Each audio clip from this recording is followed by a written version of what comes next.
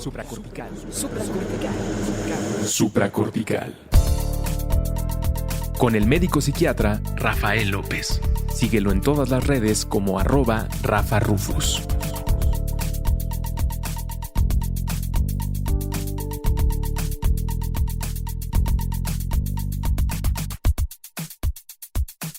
Bienvenidos a Supracortical. Hoy estoy muy contento porque tenemos una entrevista padrísima. Antes de arrancar con eso, quiero decirles que hace algún tiempo tuve el gusto de leer un libro que se llama El dragón y el unicornio, que hace un repaso muy interesante sobre el ser humano y las relaciones interpersonales, sobre los hombres, las mujeres, el género y cómo se ha ido modificando esto. Pero parecido a el texto de Sapiens que Harari escribió tiempo después. En este libro del dragón y el unicornio se hace una referencia muy interesante a épocas anteriores del ser humano donde no teníamos bienes materiales. Y en esa época en la que no teníamos bienes materiales, el gran bien de los seres humanos, el primer bien que tuvieron los seres humanos, eran los seres humanos mismos, eran los niños. Y por eso, por darle de nuevo el peso importantísimo que tienen los seres humanos y especialmente en una edad fundamental que es el inicio de la vida humana, tenemos por aquí a Mariana Valdés, directora nacional de Save the Children. Mariana, bienvenida, muchísimas gracias por acompañarnos. Hola, muchísimo gusto y gracias por darnos el espacio. Oye, pero quiero hacer una mini aclaración. Yo no soy la directora nacional, soy la directora nacional de alianzas estratégicas. Marina Menéndez es la directora nacional de Save the Children aquí en México, nada más como para... No, perfecto, te lo agradezco muchísimo y pues por ahí arrancamos. Cuéntame un poco qué significa esto. ¿Tú a qué te dedicas, Mariana? Pues mira, parte de lo que yo hago es invitar a empresas e instituciones, a organizaciones, otras organizaciones, a sumarse al trabajo de Save the Children para que juntos podamos lograr mejores resultados por los niños y las niñas de México. Si quieres te platico un poco de Save the Children, ¿no? Por supuesto, adelante. Save the Children nació en 1919, después de la Primera Guerra Mundial, imagínense, ya cumplimos 100 años. Y lo fundó una mujer, era una mujer activista social que estaba muy preocupada porque después de la guerra, claro, hubo miles de niños que estaban lisiados o que estaban huérfanos, etcétera, y nadie en realidad se estaba preocupando por ellos. Entonces, esta mujer empezó un movimiento, empezó a alzar la voz para que el mundo viera a los niños y a las niñas más desprotegidos. Finalmente, funda Save the Children, ¿no? A nivel global. Ella escribió la primera declaración de los derechos del niño, que eso como organización, fíjate que es muy importante porque trabajamos con un enfoque de derechos. O sea, nosotros como organización reconocemos que los niños tienen derechos y por eso los adultos, sobre todo los padres, las madres, las instituciones, tenemos una obligación para que los niños puedan disfrutar y vivir, gozar de sus derechos. Entonces, esta organización es una organización mundial, estamos en más de 120 países y aquí en México llevamos desde 1973 trabajando por la niñez. Sí, ya también llevamos más de 40 años y yo lo que me encargo es de invitar a más personas, como te decía al principio, y instituciones a sumarse, ¿no? A nuestro trabajo. Save the Children, hemos como organización ido evolucionando. Te platico que yo llevo ya 17 años trabajando en Save the Children. Encontré la causa de la que me enamoré y en la que quise y llevo invirtiendo todas mis energías y todo mi tiempo y mi... Oye, Mariana, te quiero preguntar un poco en ese sentido porque me estás contando la historia de Save the Children, que es una y que surge del tema de la guerra, pero otra que también seguramente es muy interesante es ¿cómo llegas tú ahí? O sea, ¿cómo te das cuenta de que hay un llamado ahí para ti? ¿Qué pasa? ¿Cómo es tu primer contacto con este tema? ¿Ya venías previamente con organizaciones trabajando algo y llegaste a Save the Children? ¿O qué pasó que te movió el corazón y dijiste por aquí es? Cuéntame un poquito esa historia. Pues mira, empieza desde que tercero de prepa y tengo que decidir entre área 1 o, bueno, qué área voy a estudiar. Y en ese momento quería estudiar medicina, entonces tenía que hacer área 2. Área 2, no, yo nada más un poco para darle contexto a la gente que nos está escuchando. Yo soy del Estado de México y allá no existía eso, pero en la Ciudad de México, en los últimos años de la prepa, o en el último año de la prepa, creo, tienes que seleccionar un cierto tipo de materias y eso le llaman áreas, ¿no? Y el área 2 tiene que ver con la salud y la medicina. Químico, y estas cosas, biológico, ¿no? Ok, Pero ajá. a la mera hora decido que no y me voy por derecho. Entonces estudié derecho, Ok. pero tenía siempre esta vocación de servicio, ¿no? El caso es que hubo un momento en mi vida en donde trabajé como abogada, ¿no? Estudié derecho, me fui de Ujú. maestría, regresé y después de la maestría, ese año de trabajo fue decisivo, ¿no? Porque estaba en un despacho, se llama White and Case, que es un despacho internacional, con el puestazo, el sueldazo y todo, pero estaba vacía, ¿no? En ese momento yo dije, quiero hacer esto toda mi vida.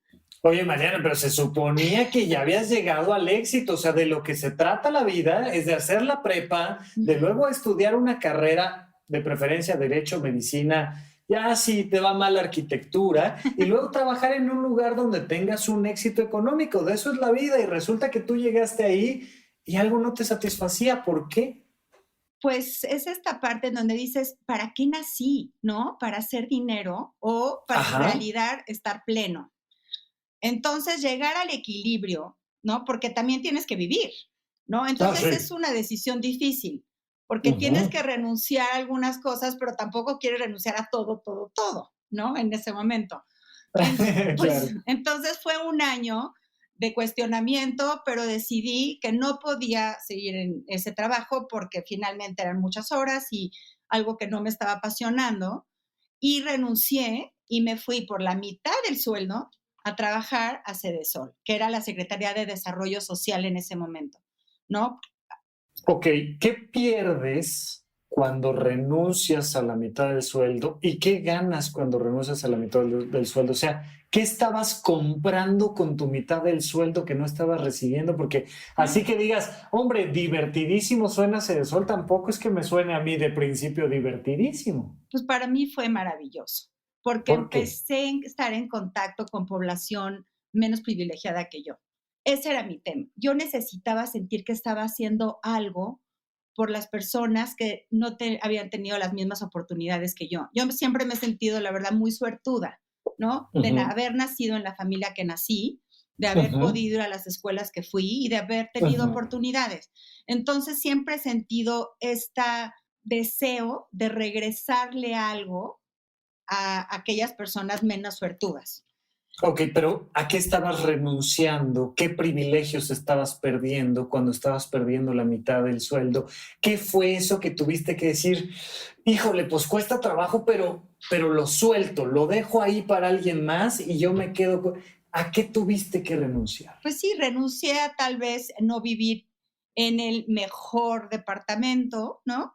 No Ujú. tener el mejor coche, no poder ir a las mejores vacaciones, No pero tener el aplauso de todos los demás porque tenías el mejor departamento, el mejor coche, las exacto, mejores vacaciones. exacto. Y también para mí fue un tema familiar. O sea, tuve también que un poco, no fue una confrontación, pero sí también diferenciarme de lo que movía a mi familia en general, ¿no? Mis tíos, mis Ujú, primos. Finalmente fue como romper con esas expectativas, ¿no? ujú, Y separarme y decir, yo soy diferente porque yo necesito otro tipo de actividades para estar plena. ujú. Cambiaste el mejor departamento y el mejor coche y las mejores vacaciones por estar en contacto con población vulnerable. ¿Qué ganaste? Sí, pues gané una plenitud y una felicidad que no, que siempre, bueno, no es que siempre, también en la vida he tenido altas y bajas, por supuesto, ¿no? Claro. Pero mi vida es plena. ¿Dónde te diste cuenta que habías tomado una buena decisión? O sea, ¿qué te pasó? ¿Qué viviste? ¿Qué experiencia fue la que dijiste, llegué a casa, era aquí, valió la pena renunciar a la mitad del sueldo? Creo que la primera, porque al principio empecé con trabajo de oficina, que tampoco es tan estimulante, ¿no? O sea, Claro. empiezas leyendo reportes, empiezas informándote, pero creo que ese momento que tú mencionas en donde dije, wow, fue cuando hubo una emergencia en Chiapas y entonces al personal de la oficina nos pidieron que quién se quería apuntar para ir a dar atención, ¿no? Ok, o sea, era párate del escritorio. Exacto. Y vea dónde realmente están pasando las cosas. ¿Y luego? Exacto, entonces me apunté, llegué y donde yo estaba dábamos apoyo financiero para proyectos productivos. Entonces teníamos que ir a dar un apoyo para un molino de mixtamal en un poblado en donde no había manera de llegar por las inundaciones. Y me tocó caminar 3 horas para llegar a esa comunidad, poderle entregar a las familias el dinero para que ellas pudieran reactivar su economía. Y en ese caminar fue cuando dije, wow, qué suertuda soy de que haya podido tomar esta decisión, ¿no? De tomar otro trabajo y que me paguen por hacer algo que me apasiona y que estoy haciendo algo por alguien más. Y después de ese momento muy específico, pues han sido muchísimos momentos en donde pues reitero, ¿no? Esa decisión. Claro, ha habido momentos en donde también me la he cuestionado, ¿no? ¿Por qué no escogí el departamento, hombre? Estaba más bonito. No, ajá. Y sobre todo creo que esa decisión la tomé cuando todavía no tenía hijos, ¿no? Entonces es más fácil tomar decisiones y tú decidir que tú pues, no te vas a ir a la vacación, que se van a ir tus amigos, ¿no? Pero en el momento en que tienes hijos, no sé si tú tienes hijos, Rafa, pero cuando tengas hijos, y tú sí, Ana, todo cambia. Cambia porque quieres darles lo mejor, ¿no? Y lo mejor muchas veces sí implica recursos económicos. Y ahí es cuando empieza, a mí me ha costado de repente decir, híjole, ¿no? Si hubiera tomado otra decisión, tal vez podría darles un poco más a ellos. Pero... Fíjate que esto que acabas de comentar es muy interesante porque muchas veces pensamos que ayudar a los demás como que requiere nada más buena voluntad. Como que, pues párate y camina y ayuda a la gente, ¿no? Y de repente pensar en la infancia nos lleva a pensar en ¿qué hace esa diferencia entre un niño que tuvo el privilegio de nacer en cierto lugar con ciertas condiciones y el que no? Y hasta dónde, pues, el que es el papá de alguien que tiene recursos dice, oye, yo quiero darle más a mis hijos. O sea, pero es que ya tienen mucho, pues, pero son mis hijos y yo quiero darles más. ¿Y qué pasa si de repente vemos esta disparidad que nos lleva a decir, bueno, y hay por otro lado estos chicos que no tienen para comer diario, ya no digas 3 veces al día, pero me gustaría que me cuentes un poco más esta parte de empezaste a tener contacto con comunidades que requerían de un apoyo distinto, empezaste a acercarte, empezaste a tener esta emoción de decir, esto que estoy haciendo está valiendo la pena, ya no son solo horas de escritorio, sino todo esto. ¿Y cómo vas avanzando hasta llegar a Save the Children? Después tuve una crisis personal en donde dije, tal vez tengo que dar más, no nada más un trabajo, sino más. Y entonces decidí, me fui a Calcuta. Me fui 3 meses a Calcuta. Bueno, o sea, está un poquito más lejos que Chiapas, Calcuta. Sí. O sea, primero hay tragedia nacional y dicen, ¿quién se va a Chiapas? Levantas la mano. Sí. Y luego, ¿qué pasó? Que levantaste la mano para irte a Calcuta. Me iba a casar y a la mera hora, imagínate, el novio con el que me iba a casar, él se echó para atrás. Entonces fue una tragedia personal que me hizo cuestionarme, ¿qué estoy haciendo? ¿No? ¿Qué quiero?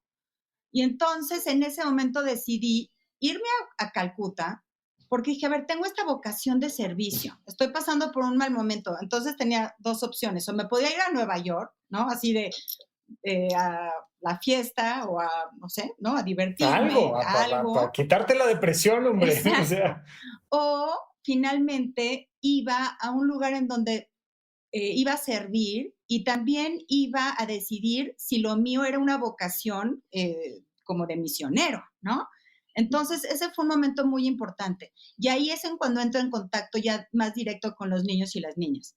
¿No? Los 3 meses que estuve en Calcuta, en la mañana trabajaba con niños con discapacidad severa en un orfanatorio con niños discapacitados y en la tarde daba clases de inglés a niños de la calle. Esa era mi actividad, ¿no? Y entonces, estar en contacto con estos niños y niñas que en realidad estaban en la mayor pobreza y mayor necesidad, también me hizo darme cuenta de la importancia de esa etapa, ¿no? De desarrollo y cómo era muy importante, pues, estar, bueno, para mí, ¿no? Le daba mucho sentido empezar a ubicar a qué me quería dedicar. ¿te acuerdas de alguno de estos niños que te haya despertado este clic de decir, oye, parece que la infancia es una etapa importante de la vida? O sea, es que es muy absurdo de repente cuando decimos, los niños son lo más importante. Sí, como que todos lo sabemos aparentemente, pero en el día a día va uno viviendo desde su 1,60 m, 1,70 m de estatura y uno no entiende lo que le pasa a alguien que mide 60 centímetros, 80 centímetros o 1 metro. Pero el estar en contacto con estos chicos supongo que te abrió una visión diferente. ¿Tú te acuerdas de algún momento donde hayas dicho, órale, o sea, esto que está viviendo este niño es importante, o esto que estoy viviendo yo a través de él es importante en Calcuta? ¿Qué estabas haciendo? Cuéntame. Mira, sobre todo creo que fue un despertar a mí, ¿no? Cuando yo estaba triste, ¿no? Por la situación que me había pasado antes de llegar Claro. y en eso llegué a trabajar, porque para mí era un trabajo, aunque era un voluntariado y no me pagaban, pero para mí era un trabajo. Yo llegaba a las 8 de la mañana, a 1 al orfanatorio y llegaba a las 3, de 3 a 5 a dar mis clases de inglés. Entonces, cuando llegué un día a mi clase, bueno, en la mañana, y de repente estaba yo llorando y un niño con discapacidad llegó y me dijo, ¿qué te pasa? ¿Por qué lloras? Como que fue un momento, un shock de decir, a ver, Mariana Valdés, tú eres una persona privilegiada, tienes todo, estás sana, y tú estás llorando, ¿no? Y un niño que tiene una discapacidad severa, que vive en un orfanatorio con una sonrisa, te está preguntando a ti por qué lloras. En ese momento como que fue un balde de agua que dije, a ver, ubícate en la vida, qué es importante, ¿no? Y sonríe y para adelante, ¿no? Y entonces me hizo, pues sí, como volver a tomar fuerzas y darme cuenta de que, bueno, pues hay momentos difíciles en la vida, pero que pues yo tenía ahora sí que la oportunidad de decidir, ¿no? Si estaba bien Ok. o estaba mal. Pero a ver, Mariana Valdés ya había estado en Chiapas, ya había ido a Calcuta, ya estaba haciendo un voluntariado, llega un niño, te sonríe, ¿cómo qué más haces? O sea, te mueve por dentro, te cuestiona tu escala de valores y tú pensando en si el novio o no el novio y tal, y si se fue y si se quedó, pero ya estabas dando desde lo que por fuera podría verse, pues mucho servicio, mucho de ti, estabas dedicando tu tiempo a estos niños en Calcuta. ¿Hacia dónde te mueve esto? O sea, te genera este shock interno y dijiste, ¿qué? En ese momento lo que me mueve es, tengo que hacer más, porque en realidad lo que estaba haciendo en Calcuta estaba, digamos, como dando mucha atención, pero yo bañaba a los niños, yo les daba de comer, pero era algo que no iba a trascender más allá. O sea, yo en ese momento me di cuenta que por la preparación que había tenido, podía sí involucrarme con una organización en donde pudiera generar cambios que tuvieran un mayor impacto, que pudieran llegar a más niños y niñas y no nada más a los 15 niños con los que estaba yo, digamos, atendiendo directamente. Entonces, ahí también es como esta parte de decir, sí tengo vocación, pero creo que también por la suerte que he tenido de tener la formación que he tenido, tengo que hacer más. No nada más, sí, tan acotado. Claro, o sea, podríamos decir de alguna manera que como individuos podemos hacer mucho, pero si nos organizamos, podemos hacer más. Sería un poco el mensaje que me estás diciendo ahí. Sí, sí, claro. O sea, las instituciones, ¿no? O sea, finalmente es un grupo de personas y juntos logramos más. Sí. Entonces, era más satisfactorio. Y creo que eso también es algo a lo que he ido renunciando, Rafa. Okay. Para mí, claro que es mucho más satisfactorio ir y estar con los niños y las niñas. Me encantaría que ese fuera mi trabajo, la verdad. Me encantaría yo estar frente a grupo, ¿no? Yo estar cuidando a niños y niñas, yo estarles cambiando el pañal, esa parte es muy satisfactoria, ¿no? Para las personas que tenemos esta vocación. Pero la ayuda, pues se queda ahí, ¿no? En ese niño o niña nada más.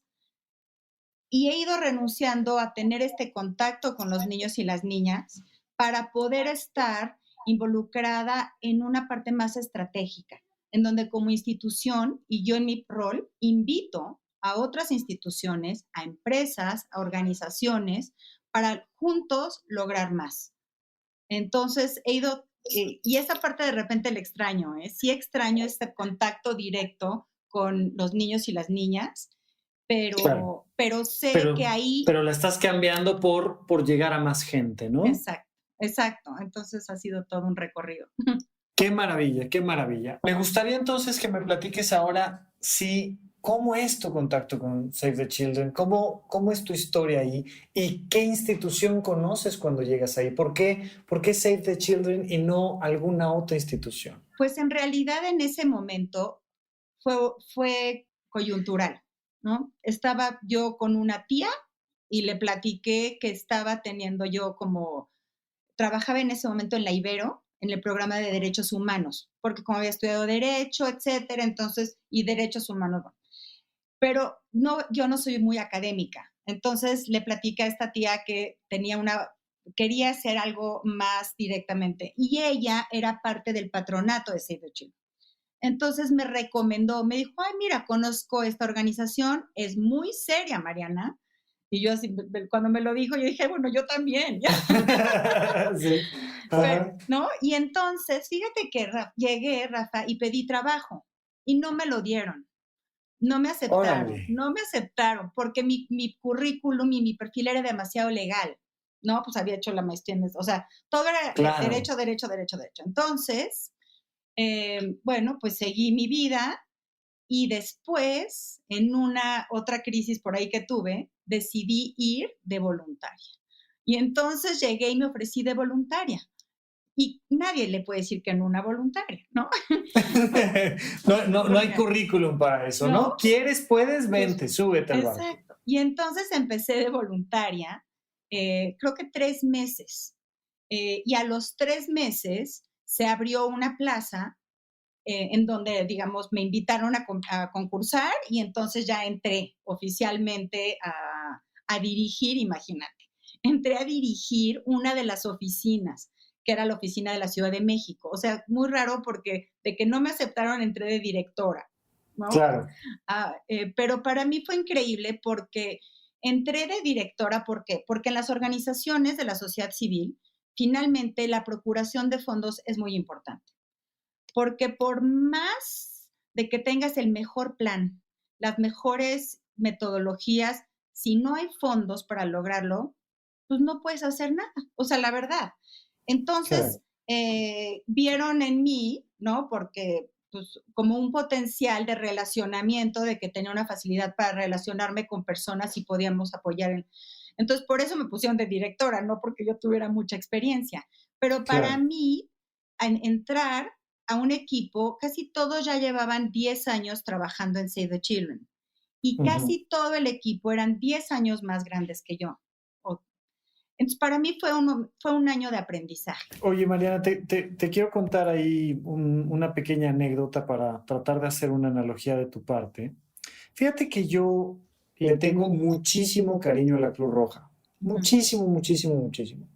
Y le tengo este cariño a la Cruz Roja porque como parte de mi formación médica en el internado, tuve que estar un buen rato en la Cruz Roja de Polanco. Y yo recuerdo que en la Cruz Roja de Polanco atendíamos personas de bajos recursos y yo estiraba una mano, abría un cajón y sacaba material médico que era bastante caro y nadie me cuestionaba. O sea, si yo como doctor decía, voy a agarrar esto y lo voy a utilizar para esta persona que digo yo como médico que lo necesita, lo podía hacer. Seguramente la Cruz Roja es muchísimo más que eso, pero yo en mi experiencia ahí le agarré un cariño, un amor tremendo y ya después fui conociendo a los paramédicos y el resto del equipo y tal, tal, tal. Seguramente tú cuando llegas a Save the Children, algo hace que te mantengas ahí durante tantos años. O sea, porque también es cierto que hay instituciones mal organizadas, con mal equipo de trabajo, con mal ambiente laboral. ¿Qué pasó que Save the Children te enamoró lo suficiente como para que te casaras con esta institución por no haberte casado previamente antes de irte a Calcuta? ¿Dónde estuvo el enamoramiento ahí cuando llegaste a Save the Children? Bueno, primero llegué a un equipo, ¿no? Que ya estaba formado y su trabajo me fascinó. Dije, wow, lo que están haciendo por la primera infancia, porque era un equipo que trabajaba con niños de 0 a 6 años de edad en colonias urbano-populares en la Ciudad de México. Dije, le están cambiando la vida a estos niños y niñas. Pero también me di cuenta que podían hacerlo mejor y que Ok, yo podía ayudar a eso. No metodológicamente, porque yo no era ni pedagoga, no soy pedagoga, no soy psicóloga, pero sí tenía pues un interés, ahora sí que soy desinteresada de mí.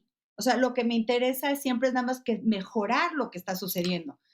Y eso fue lo que yo creo que lo que me enganchó, que es un espacio y ha sido una organización en donde he podido proponer mejoras, se han hecho los cambios para lograr esas mejoras, y si no, es la mejor manera y descubrimos otra. O sea, he sido co-creadora pues, de los proyectos, todo el tiempo yo soy muy autocrítica y crítica para mejorar, ¿eh?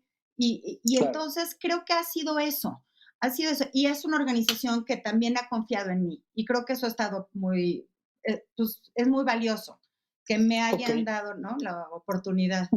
Dentro de todas las cosas que seguramente has podido ir mejorando, siempre se pueden mejorar cosas, siempre hay algo que no funciona tan bien como nuestros sueños quisieran que funcionaran, pero entre tu equipo y tú, cuéntame algo que digas, es que qué padre que lo logramos, por el motivo que tú me digas, pero ¿qué fue ese algo que dijiste? Qué padre que estoy aquí, qué padre que estoy en Save the Children, qué padre que viví Calcuta y Chiapas y todo lo demás que he vivido porque, estoy haciendo esto junto con mi equipo. ¿Qué podría ser que nos contaras? Creo que son dos proyectos. Uno fue Cancún. Yo llego a vivir a Cancún, no existía Save the Children en Quintana Roo, y entonces yo inicio la organización.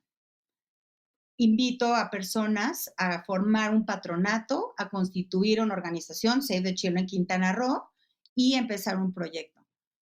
Y fue increíble. Todo se fue dando. O sea, como de repente conocí a la persona, me dice, tienes que hacer un diagnóstico, Mariana. ¿Y un día qué? O sea, yo había estudiado Derecho, no había, las maestrías eran en Derecho, yo no sabía que era un diagnóstico como tal. Y conozco, ¿no? A la persona especialista en diagnósticos turísticos, pero diagnósticos, que, ¿no? Y entonces, y que le digo, ay, enséñame, ayúdanos, y hacemos el diagnóstico. Después necesitábamos fondos, es como que todo se empezó a dar, fue increíble, Rafa, y todas empezaron a caer, empecé a conocer a las personas correctas y necesarias para lograr, digamos, lanzar un proyecto de ludotecas para niños y niñas de 6 a 12 años que estaban en las colonias solos mientras sus papás y sus mamás estaban trabajando en los hoteles. Sí, Entonces, haberlo logrado de cero, y entonces todo el tiempo fueron satisfacciones, satisfacciones, satisfacciones. No, todo el tiempo, digamos, fuimos logrando lo que nos íbamos proponiendo, ¿no? Muchísimo trabajo, pero creo que haberlo logrado confirmó Y confirmó mi vocación y confirmó también esta parte que a través de las organizaciones, ¿no? Se puede lograr más, 100%. Y mi segunda experiencia así muy decisiva fue en Oaxaca. Cuando llego a Oaxaca también, ya había una oficina de Save the Children e inicio un proyecto para niños y niñas indígenas que se llamaban albergues escolares indígenas, que era un proyecto. El caso es que conseguí el financiamiento, ya teníamos, y en eso la sección 22 era quien operaba esos albergues. Me mandan llamar y me dicen que no, que aunque yo ya tenga el recurso como organización, que como no los consulté, no lo íbamos a poder implementar. Bueno, en ese momento me fui a sentar. Yo dije, díganme con quién tengo que hablar, ¿no? Y me dijeron, pues aquí está el líder de la sección sindical de... Fui, me senté y le dije, a ver, esto es por los niños y las niñas, ¿no? Nosotros no tenemos ningún interés más que mejorar la condición y cómo viven y entonces, bueno, lo convencí. O sea, finalmente, como vio que pues, somos personas que no tenemos intereses ni políticos, ni económicos, ni religiosos, sino nada más es el bienestar, ¿no? De los niños y las niñas y que... entonces, creo que esos son mis dos grandes logros. Uno fue más rápido, o sea, digamos, uno fue muy concreto, el de la sección 22, ¿no? Sí. Pero gracias a eso, pues logramos implementar un programa y desarrollar una estrategia de formación. ¡Qué maravilla! ¿En dónde, cuándo y para qué escuchas Supracortical? Comparte tu experiencia en redes sociales para que más personas conozcan este podcast. Sigue al Dr. Rafa López en todos lados como @RafaRufus.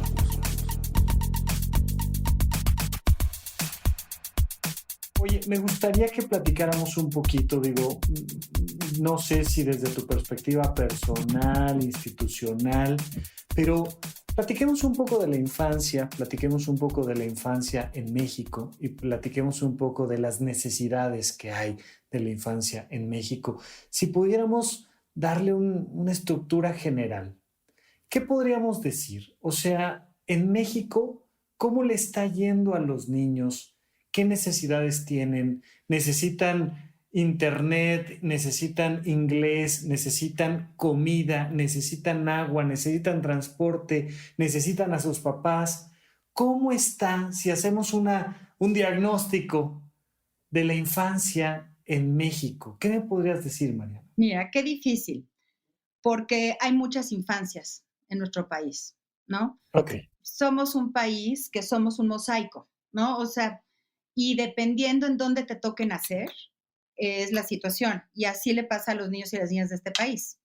Entonces, por supuesto, la inequidad en nuestro país, esa es como la primera división que yo haría, ¿no? O sea, hay niños que nacen en donde pueden tener por lo menos las necesidades básicas cubiertas, a cuáles ¿qué llamamos? Alimentación, salud y nutrición, protección, educación, ¿no? Y vivir en una familia. Que un niño pueda comer 3 veces al día y tenga casa, ya es un tipo de niño en México, ¿no? O sea, hay niños que no pueden comer 3 veces al día y que no tienen casa, ¿estamos de acuerdo? Y son infancias completamente diferentes.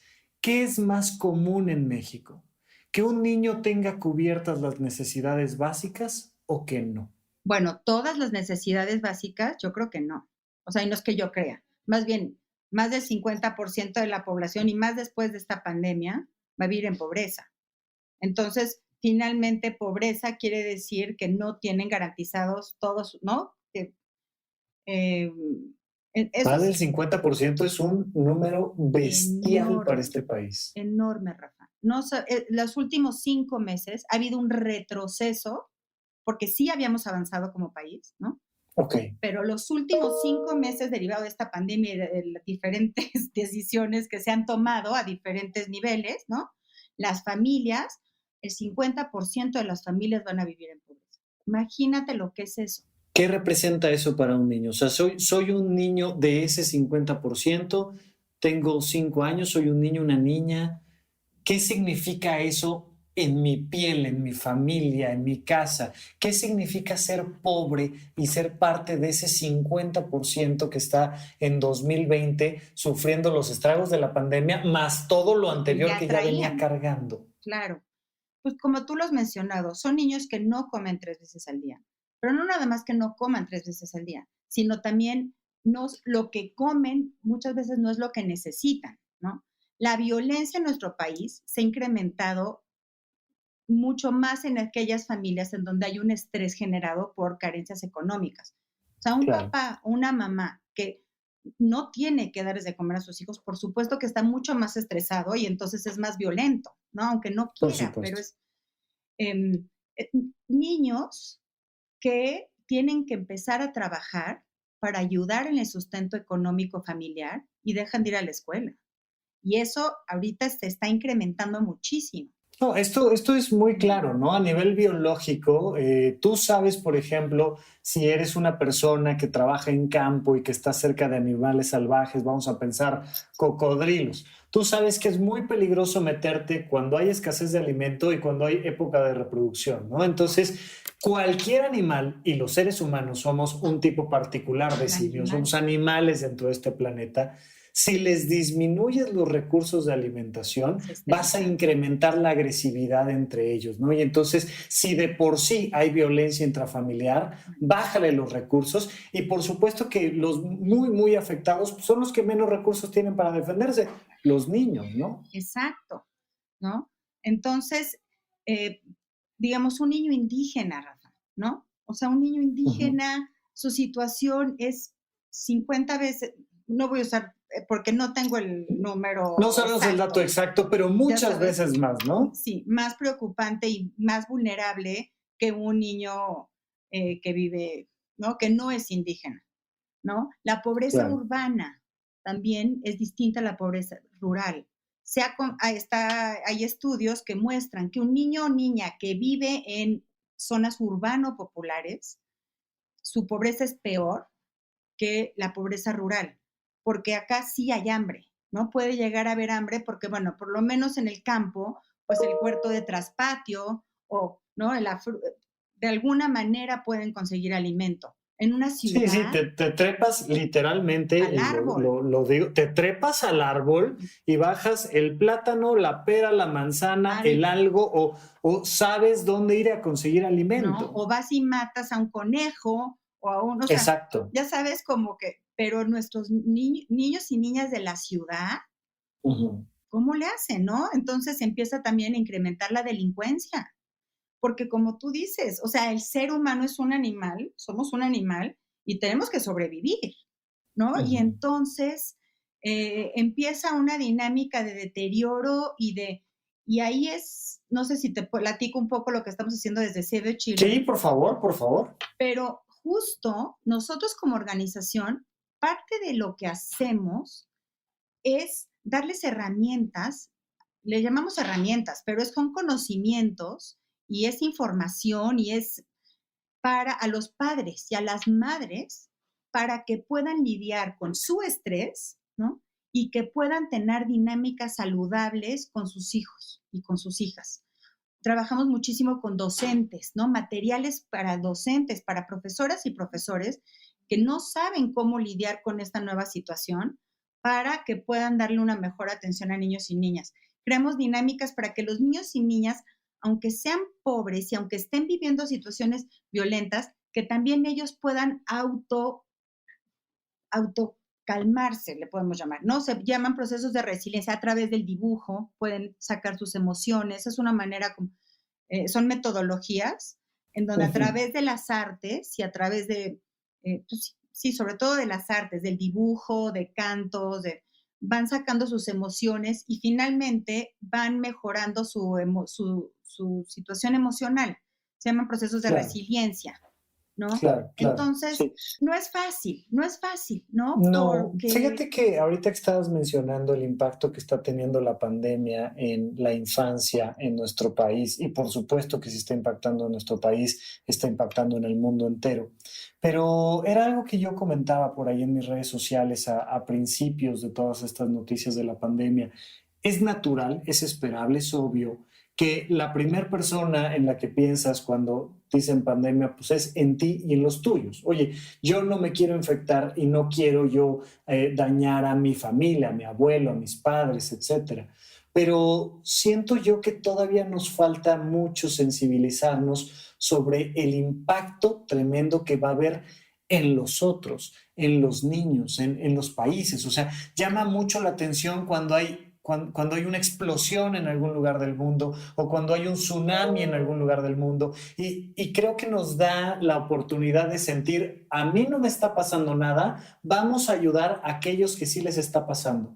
Pero ahorita como este impacto biológico de la pandemia nos pegó a todos, como que todavía estamos todos en el, ¿qué tengo que hacer yo de lavarme las manos y cubrebocas y tal para no infectarme yo y no lastimar a mi familia? Pero creo que no nos estamos dando cuenta el tremendo impacto que está causando en el planeta entero, pero por supuesto, en este caso, porque estamos platicando especialmente de este recurso tan valioso para nosotros, que es qué impacto está causando en los niños. Va a afectar también a niños de, vamos a decir, clase media en la ciudad, de clase alta. ¿Qué está pasando con todos los niños en nuestro país, en el mundo, como consecuencia de esta pandemia? Claro, pues también, como mencionábamos, esta pandemia le está pegando o está afectando de manera diferenciada, ¿no? A los niños y las niñas también dependiendo. O sea, nosotros hemos detectado y estamos entregando paquetes alimenticios a familias que se quedaron sin trabajo, sin ingresos, y entonces su gran preocupación es que no tienen qué comer, ¿no? Claro. Y entonces el paquete alimenticio finalmente pues, les permite, claro, sobrevivir y por otro lado también no tener que salir a trabajar e infectarse. Entonces, esa es, digamos, la población más vulnerable económicamente. Pero a todos los niños y las niñas les está afectando porque, como tú sabes, todos están en confinamiento. Sí. Y entonces, finalmente, las herramientas que está creando Save the Children son para todos los niños y las niñas, ¿no?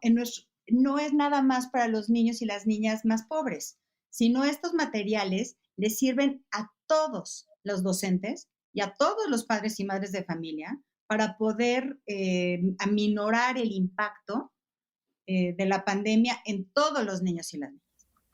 Ok, ¿Cómo puedo yo empezar a sensibilizarme de lo que está pasando con los niños, con las niñas? ¿Cómo puedo yo empezar a acercarme a Save the Children? Porque no quisiera que esto sonara allá, sabe Dios en dónde. Hay un grupo de personas, sabe Dios quién, que está haciendo cosas por los niños, pues qué bueno, qué gusto. ¿Qué puedo hacer yo que estoy entrando en un primer contacto por primera vez en mi vida con Save the Children, con estas necesidades? ¿Por dónde empiezo a avanzar? Pues yo los invitaría a que se entraran a nuestra página, ¿no? Que ahorita te la doy. Porque sobre todo en nuestra página tenemos un micrositio específico con todos los materiales que hemos generado para los niños y las niñas y los adultos en esta pandemia. Y por supuesto que si se vuelven, y una manera muy fácil relativamente para alguien que está desde su casa y que muchos de nosotros somos muy, muy suertudos, estamos trabajando en nuestras casas, es hacer un donativo, ¿no? Porque en el momento en que tú donas, te vuelves, aunque tu donativo sea pequeño, y si es grande mejor, pero si es pequeño no importa, porque se suma a una bolsa de muchos donativos. Y gracias a eso, entonces Save the Children puede ir y entregar alimentos, y puede ir y entregar kits de higiene, y puede ir y crear cápsulas, ¿no? Para mandar a las familias, a todas las familias y todos los docentes. Entonces, las personas, digamos, que no tienen como yo tal vez esta vocación de querer dedicar su vida, ¿no? Que también es muy respetable. Todo mundo tenemos diferentes vocaciones, pero sí creo que todo mundo puede ayudar de una manera pequeña o de una manera grande. Y muchas veces cuando no tienes tiempo, y sobre todo en este momento que no podemos salir por el tema de que nos tenemos que proteger, hacer un donativo a Save the Children es una manera en donde sabes que estás apoyando una causa y a un grupo de personas que están haciendo algo por los niños y niñas que más lo necesitan. Fíjate que tengo yo por ahí pendiente en este podcast que se dedica a temas de calidad de vida y salud mental y demás, hablar de los donativos a las instituciones. Lamentablemente en México, por muchos motivos, le tenemos mucha desconfianza a las instituciones y le tenemos mucha desconfianza a todo lo que implique dinero, pero me gustaría a mí que eventualmente, ojalá me pudieras un día de estos venir a una nueva entrevista y ayudar a platicar del tema, la importancia de que sepamos que podemos hacer un donativo y que nos den un deducible de nuestros impuestos y que hay un porcentaje de nuestros ingresos que nosotros podemos decir, esto quiero que se vaya para acá. De todas maneras, se lo tengo que pagar en impuestos al gobierno. Pues lo voy a redirigir a un lugar donde yo tenga la confianza, el cariño, el gusto, donde me haya parado yo ahí a entregar una bolsa de arroz, ¿no? Como en mi caso, que de verdad le tengo un cariño enorme a la Cruz Roja. Pues a un lugar donde yo sepa que de una u otra manera los recursos van a llegar bien. Ojalá que un día me ayudes a platicar de eso, claro. Mariana, desde la perspectiva del derecho, creo que puede ser muy interesante, ¿no? Sí, también, claro, y es muy importante porque como tú dices, vivimos en una sociedad que desconfía, ¿no? De entrada. Sí.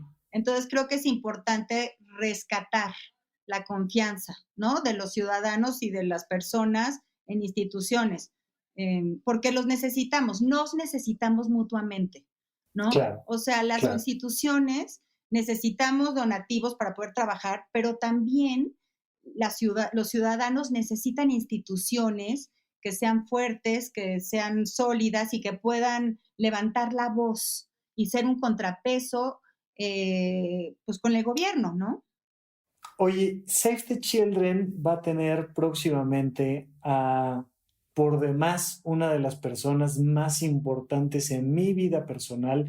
Yo, Rafa López, tengo un vínculo muy especial con el doctor Alfonso Ruiz Soto y recién usaste un término importantísimo, especialmente en 2020. Siempre y en toda la historia de la humanidad, la resiliencia va a ser el gran tema. Pero ¿me podrías platicar un poquito más de este vínculo que va a tener Save the Children con Alfonso Ruiz Soto? Sí, estamos muy emocionados porque el doctor Alfonso Ruiz Soto, como tú dices, el sábado, y pensamos en sábado para que todo mundo pueda ir, el sábado 5 de septiembre a las 10:30 va a dar una conferencia, pero no va a ser una conferencia chiquita, no, él dijo, voy a dar 3 horas, 3 horas porque es un tema.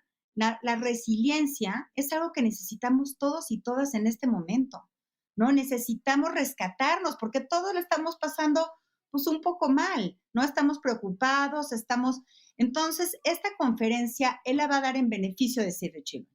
Y eso nosotros se lo agradecemos muchísimo. Él y Grupo Altía, que él también es el fundador de Grupo Altía, decidieron sumarse al trabajo que está haciendo Save the Children ante esta pandemia, la entrega de alimentos, como te comentaba, la generación de los materiales para la resiliencia de los niños y niñas.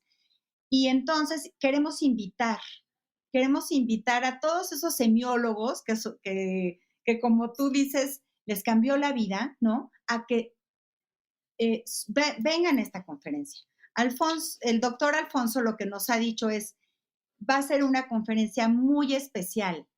No va a ser una más, ¿no? Va a ser muy especial porque también quiere que para los semiólogos que ya lo han oído en otras ocasiones sea importante. Entonces, para nosotros sería increíble que también sea una oportunidad de que todo este grupo de personas, semiólogas maravillosas porque han decidido seguir este camino, también conozcan a Save the Children, conozcan lo que estamos haciendo y nos puedan apoyar a través de, es un donativo para poder ahora sí que ir a la conferencia, son 300 pesos, que como tú dices son deducibles de impuestos. Nosotros entras a la plataforma de Save the Children, se registran y nosotros hacen su donativo y con eso pueden participar en la conferencia el sábado 5, que empieza a las 10:30 de la mañana, que también les da tiempo para ir para desayunar tranquilos, ¿no? Cada quien tiene que hacer sus camas, etcétera, y estar listos para las 10:30 escuchar al doctor dar una conferencia y conocer un poquito más de lo que está haciendo Save the Children también. Tengo yo aquí, el registro tiene que ser a través de apoyo.savethechildren.mx/conferencia. Por favor, no se lo pierdan, de verdad. Yo Yo soy muy crítico de qué cosas recomiendo, porque finalmente hay gente que me ha hecho el honor de escucharme, de seguirme, que tiene la confianza de las cosas que voy recomendando. Para mí es muy importante recomendarles tanto a Save the Children como a la conferencia del doctor Alfonso Ruiz Soto. Él es creador de un modelo educativo que se llama Semiología de la Vida Cotidiana y es una manera de ver el mundo. De hecho, vamos a llamarle subtítulo, el eslogan de Semiología de la Vida Cotidiana es Nuevas Perspectivas, nuevas maneras de ver el mundo. Y en esta ocasión en particular, el doctor va a hablar de resiliencia, el conocimiento de uno mismo. Ya desde el título nos anuncia por ahí que aquel que no se conoce a sí mismo, aquel que no sabe voltearse a ver, leer sus propios signos, no va a lograr esta magna resiliencia. Y si no lo hacemos nosotros, esa resiliencia no va a llegar al resto del mundo. Es una época fundamental donde debemos de encontrar, así como tú, Mariana, lo hiciste hace ya un tiempo, dentro de nosotros, el llamado. Te volteas a ver, te escuchas y te das cuenta de que al conocerte hay un llamado de esta vocación universal de servicio. Ojalá que no se pierdan esta conferencia del 5 de septiembre, 10:30, con el doctor Alfonso Ruiz Soto, Save the Children. Ya te contaré algún día, Mariana, pero yo llegué muy joven a tener contacto con Alfonso y gracias a alguna conferencia como esta que dio, pues mi vida cambió. La vida de los niños puede cambiar con una conferencia, con una mano que se les extiende, con un pedazo de alimento que les cambia la vida.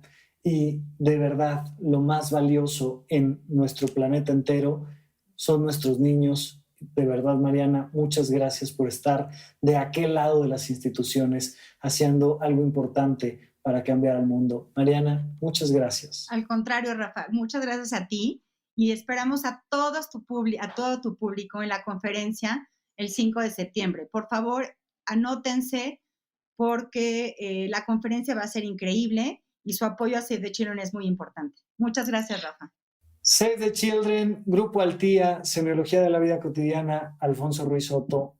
Qué mejor, en verdad. Sábado 5 de septiembre, 10:30 y entren a savethechildren.mx. Muchísimas gracias. Hasta la próxima. Supracortical. Con el médico psiquiatra Rafael López. Síguelo en todas las redes como @RafaRufus.